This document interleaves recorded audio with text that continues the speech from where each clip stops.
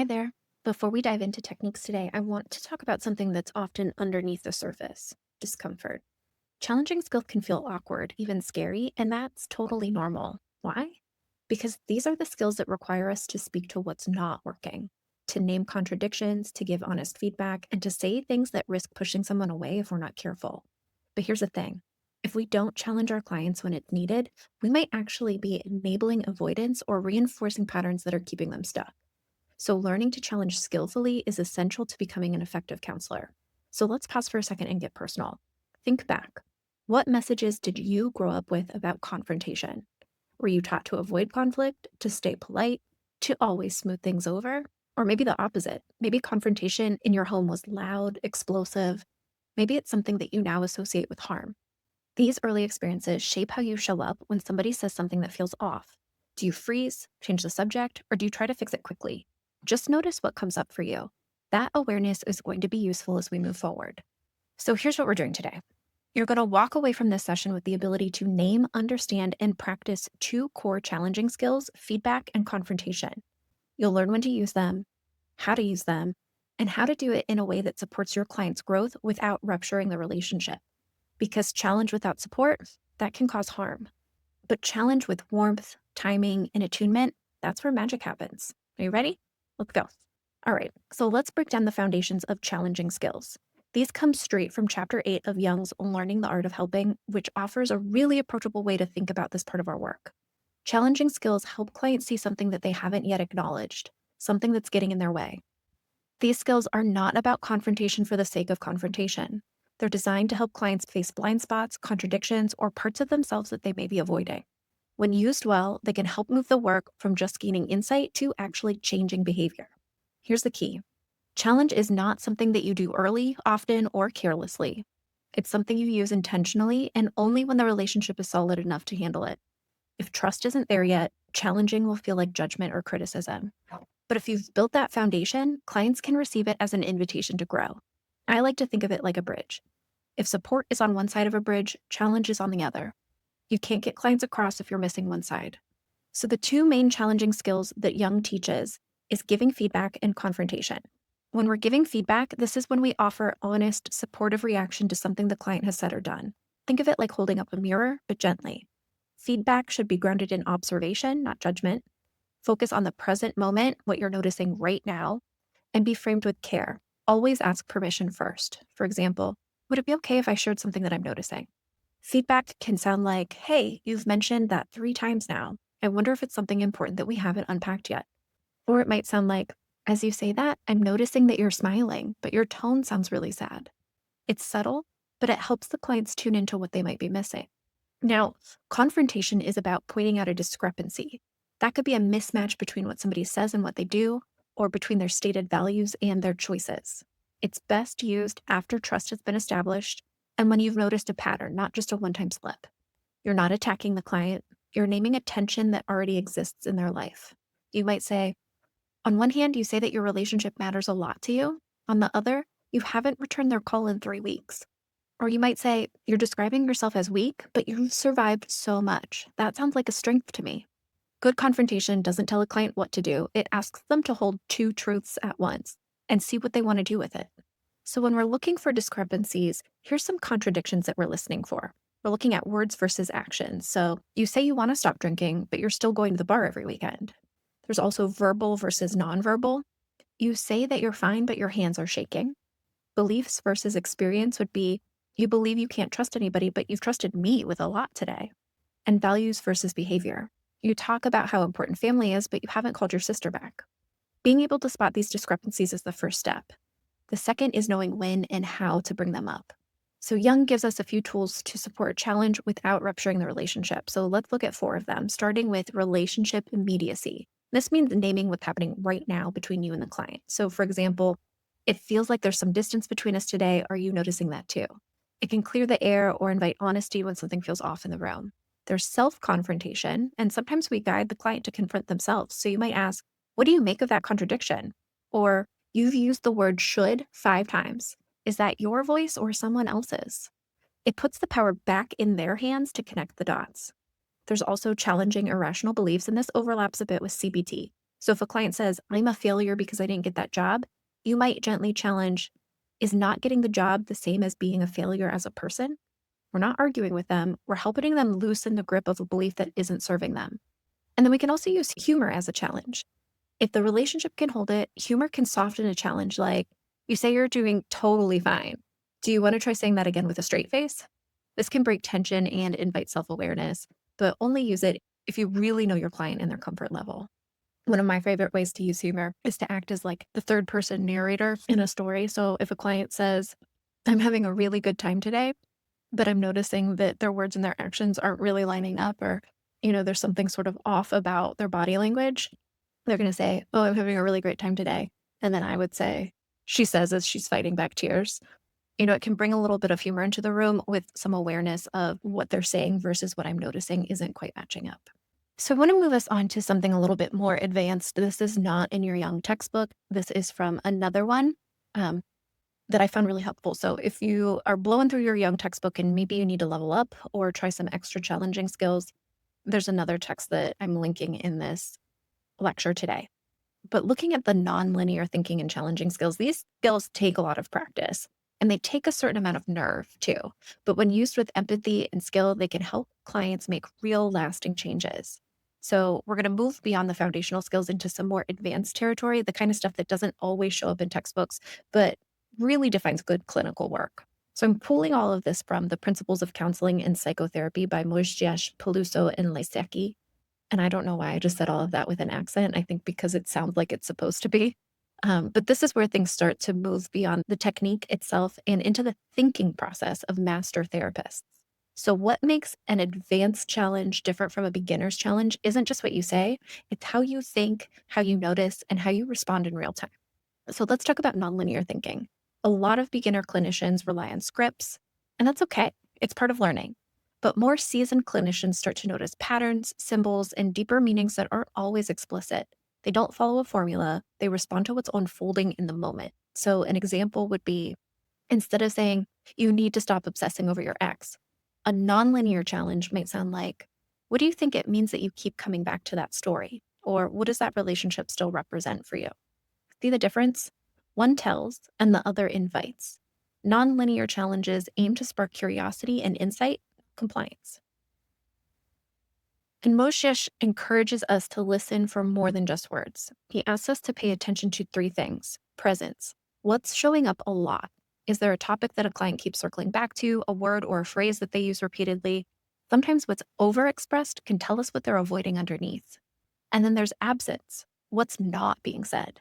Maybe a client talks about a traumatic event, but never mentions how they felt, or they talk about everyone involved except themselves. That silence can be just as revealing. So try asking, hey, you've told me a lot about what happened to your brother, but you haven't said much about how it impacted you. What's it like to focus on your own experience? And then there's also resistance. That's where we ask ourselves, where is the pushback happening? This might look like sarcasm, deflection, silence, or even agreeing with you too quickly. Rather than trying to get the client to change, explore the resistance. You could say, I notice whenever we get close to this topic, your tone shifts. What do you think is happening there? We're not trying to win. We're trying to understand what the resistance is protecting. And then there's a skill that's called holding a mirror. And this is really at the heart of advanced confrontation. You're not trying to catch the client in a contradiction or prove a point. You're inviting them to sit with two truths that don't fit together. And Young already talked about this one a little bit. The goal here is to stay in the discomfort long enough to figure out what it means for them. So that discomfort is what we call cognitive dissonance, the internal tension that happens when somebody is faced with conflicting beliefs, behaviors, or values. Cognitive dissonance isn't the enemy, it is the engine of change. When used carefully, dissonance creates space for reflection, movement, and new meaning to emerge. So an example might be, hey, you're saying that you want to stop feeling numb, but when I ask you how you're feeling, you say you're fine. What do you make of that? We're not pushing, we're not judging, we're holding up the mirror. So what happens after the mirror moment? Mozdzierz reminds us that confrontation isn't complete until the client can make meaning from it. That's where your creativity and your timing come in. Master clinicians don't stop at confrontation. They help clients move into insight and then move into action. So here's a few ways to do this. We want to encourage meaning making. You could say something like, what do you think that says about how you've been protecting yourself? Or what's the story that you're telling yourself here? We can offer metaphors or reframes. And that might sound like, Hey, it sounds like you've been carrying a backpack full of bricks that aren't even yours. Or I wonder if this part of you is trying to protect the rest of you, even if it's doing it in a messy way. We also want to invite reintegration. So that could sound like you've talked a lot about being the caretaker and being exhausted. Is there a version of you that can hold both the love that you give and the rest that you need? These moments are often where real shift happens. The challenge gets metabolized into a deeper understanding, and from there, the client can choose what they want to do next. That's what makes challenging skills more than just tools. They become doorways. Used well, they open something up, not just in the session, but in the client's life. And coming up, we're going to shift into practice and application where you'll have the chance to actually use some of these skills and reflect on how they land. So, now that we've looked at both foundational and advanced approaches to counseling skills, let's get into some practical application. We'll walk through a real case, practice a structured technique, and talk about how to adjust challenge based on the client's readiness. This is the part where you get to notice how these skills feel in your body, not just how they sound in your head. So let's start with a case discussion about Joe. He's a client who comes into session with a strong body odor that's affecting the therapeutic relationship and his group process. Now, most of us dread this kind of situation, and it's not because we don't care, it's because we do care. We're afraid of embarrassing someone, hurting their feelings, or damaging trust. But ignoring it, that has consequences too. It can create distance, distraction, or even resentment in the room with his other group members. So, how do we offer feedback in a way that preserves dignity? Let's role play this. So, imagine you're the counselor, you've had a few sessions with Joe, and there's enough rapport to have a gentle but honest conversation. So, I want you to pause here and just practice a few times what you might say to Joe as you're giving him feedback about his hygiene. When you're ready, unpause. So you might say something like, Joe, there's something a little awkward that I want to check in with you about. I noticed a strong body odor in our last few sessions, and I'm wondering if there's something going on with your health or routine that maybe we should be aware of. I care about you, and I want this space to feel safe and comfortable for you and for everybody else in the group. So I want you to take a moment to just think about how you responded to this and then what it felt like hearing what I had to say. How does it land for you? How was it saying the words out loud? Do you feel your heart race, your stomach drop? That's your internal resistance. It's totally normal. Take a breath, ground yourself in the intention behind it. You're not shaming Joe. You're caring for him and protecting the group space. And that's what a good challenge does. It centers on care, not control. Next, let's look at a simple structure from Jung, the on one hand, on the other hand format. This helps us confront contradictions without sounding confrontational. So let's practice. Imagine a client says, I really want to stop drinking, but I also don't want to stop going to the bar on weekends. So again, pause the video here, practice what you might say to this client who wants to stop drinking but doesn't want to stop going to the places where he does the drinking. When you're ready, unpause. So what you said might sound something like, on one hand, it sounds like staying connected to your friends at the bar is really important to you. On the other hand, you've told me that you want to stop drinking because of how it's affecting your health and your relationships. What's that like to hold both? Remember, this isn't about fixing the contradiction or getting somebody to stop doing something or start doing something else. It's about helping the client see all of their options very clearly, decide what their actions mean to them, and their next course of action. So let's connect Jung's 3 levels of acceptance with something that you've probably seen before about the stages of change model from Prochaska and DiClemente. This model helps us understand where clients are in their process of change and how to meet them with the right kind of challenge and support. So level 1 is low acceptance, or that might be pre-contemplation or early contemplation stage of change. What it looks like, the client avoids the topic, minimizes the problem, or becomes defensive. They might even say, I don't really think that's an issue, or everybody drinks that much, it's normal. Your move is not to push. Use empathic reflection and build trust. Say something like, I can hear that this is tough to talk about. Maybe we can just sit with it for now and come back to it later. Your goal is to increase awareness, not action. Just keep the door open to the conversation. Now, level 2 is moderate acceptance, also known as contemplation stage of change. What it looks like is the client is beginning to notice the tension, but isn't ready to commit to change. They might say, yeah, I guess that's true, but I don't know what to do about it. Your move would be to offer validation and help them tolerate ambivalence. I appreciate you sitting with that discomfort. Sometimes just noticing the contradiction is the first step. The goal here is to stay with the tension. Let insight develop before pushing for action. And then level 3 would be high acceptance or preparation action stages of change. What it looks like would be the client reflects on your challenge and begins making changes. They're open, curious, and ready to do something about it. They might say things like, yeah, I need to talk to my partner, but I've been avoiding it. Your move would be to offer gentle accountability and support follow through. You'd say something like, well, last time you mentioned wanting to have that conversation. Want to check in about how it went? Your goal here is to reinforce momentum without pressure. Let them own their progress. So, key takeaway here is that challenge should match readiness. You're constantly adjusting based on the client stage, sometimes minute to minute. What lands well in one moment could miss completely in another. That's why this work isn't about knowing the right words. It's about tuning in, reading the room, and pacing yourself with the client's capacity. So, challenge isn't about being right, it's about being real and relational. When you pair it with support, empathy, and timing, it becomes one of the most healing things that you can offer your clients. So, next up, we're going to close with final integration and reflection, and that's where all the pieces are going to come together. So, we've walked through the basics of challenging skills, explored more advanced perspectives, practiced structured confrontation, and thought about how a challenge lands for both clients and for you. So, let's take a step back and ask, where do you fit into all of this as a developing counselor?